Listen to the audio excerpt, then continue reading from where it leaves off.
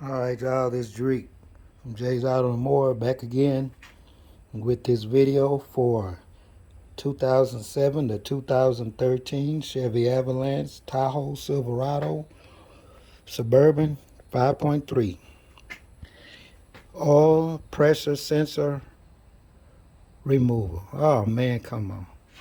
Man, I'm telling you, if I had a note, the man said he'd charge me, I think he said $290 at the shop. Oh no, I watched 15 videos. I asked him, I said, are you going to just slide the socket in the back and change it? Or are you going to take off the intake and do it that way? Because that was based on the hours, you know. At a shop, it's not based on the job, it's based on the hours. But they can tell you how long it'll take and approximately how much it'll cost. So he said he wasn't going to do it. They can do it on their own personal vehicles or something like that. But when they're working at the shop, they have to follow the procedures for the steps and procedures it takes to do each job and charge you for the hours. Regardless, if after you leave and walk out the door, they may stick that socket down there in the back and change the oil pressure sensor and be done with it in 30 minutes and charge you 4 hours or 6 hours worth of work and the gaskets to change the intake out. They said I had to change all that out, but let me tell you, I did what they said, and I got the oil pressure socket remover, but let me tell you, I had to break mine. It's uh, this baffle right back there. Let me zoom in and see if we can get it. See that baffle back there?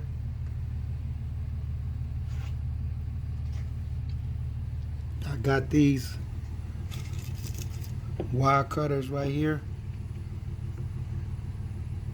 and I went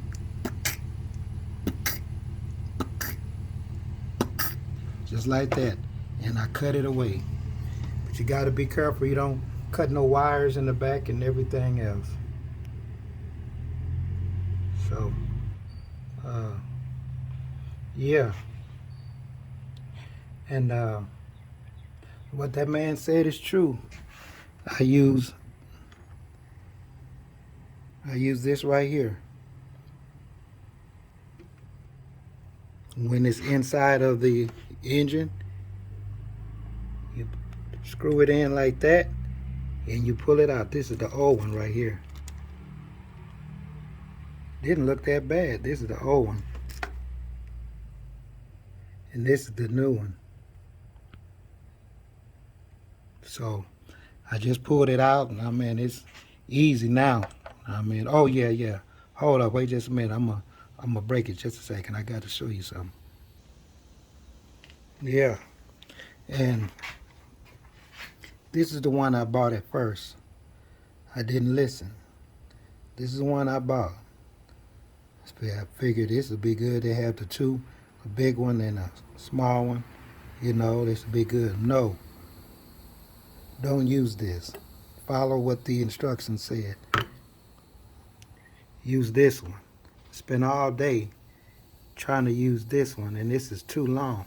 When you slide this back in there and you put the socket and all of that on there, it'll break it, yeah, but then when you try to take it up, it won't release because there's not enough room.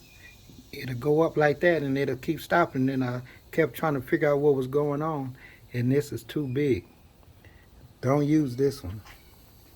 This one's no good. I bought this one. This one was like $12 or $14, I think, at AutoZone. I bought this at AutoZone, and this is at O'Reilly's. I bought this one at O'Reilly's. Now, this is the one that the man had.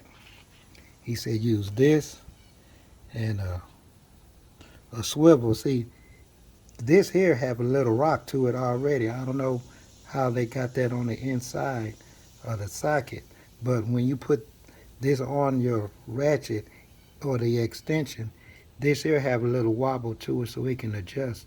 Also, once you drop it down in there, it'll go straight, and then once you put the socket on there, it'll move around a little bit by itself. And then I went and got a whole set of those swivels, because see, I didn't have one. So I bought a whole set of those swivels right there. And that works good. So, and this is the new one right here. And this is the new filter. This is the new filter. And so what that man said, like I say, is true. You get this here and you just drop it down off in there and you start turning. And once you start turning, you turn it just about 2 times and it'll get tight. Then you just pull it up and the old one will come out. And I had this pick just in case, but I didn't need that. I just used this bolt right here. I got the knife, man. I'm telling you, man, I went to work. I cut, and then I used my wire cutters, and I squeezed, and I went, and I kept cutting like that. Kept squeezing and cutting, and then I broke it off. And I used these right here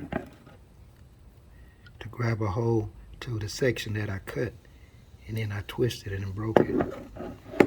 And you got to also be careful back there in the back that you don't use a saw. I mean, use the saw or the blade to cut with, and then you cut something back there. So just be very careful.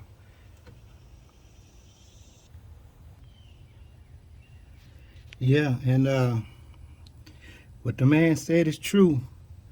I'm gonna find out what his name is, the video, and I'm gonna add that at the end. But he said you got to climb off in here, and for those of you who don't know, I'm in here. You got to put your 1 foot here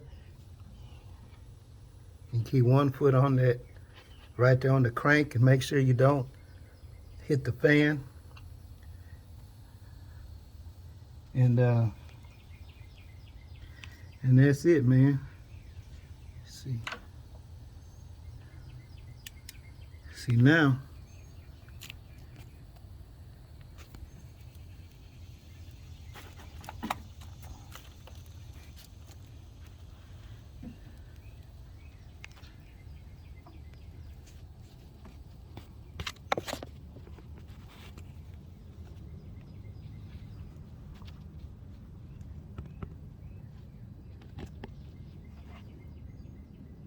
Can you see it? You can't see it, can you?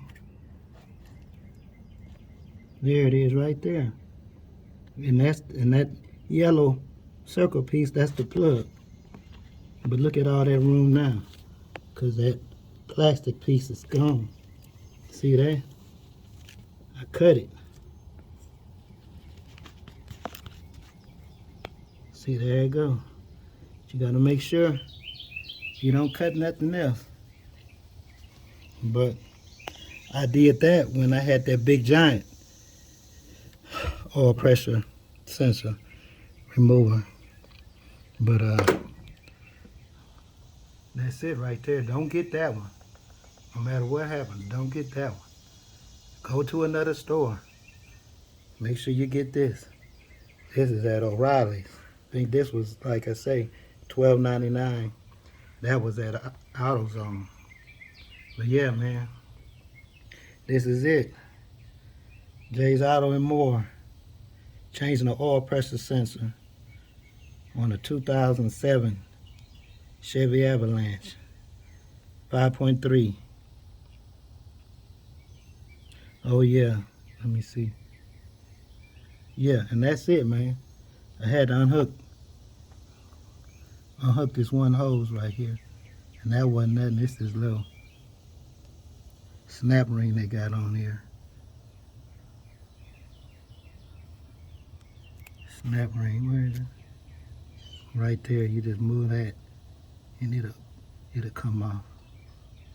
But yeah, I'm trying to make this a 10-minute video. It's 9 minutes and 51 seconds, and I'm gonna add the end the guy that showed me this. Jay's Auto and More. and I'm out. Okay, everything's back together.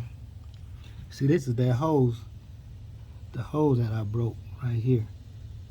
So I went down. It's not the exact same kind, but I went to the rec yard. It's a stronger hose though. This right here, it went in right there. It broke, and I just put it up underneath here, because when you try to put that Vortex cover back on there, it wouldn't go, because this is up over that, and it was had it up, and it went down into the, I think that's the PVC valve. It went down back there behind. It went right there. It goes right there, down back there. There's a little port on the valve cover gasket, right behind. What's that? 1, 2, 3, 4. Yeah, right behind the last injector. Well, this is it, man. I'm gonna start it up and see if that low oil pressure, if that gauge start back working.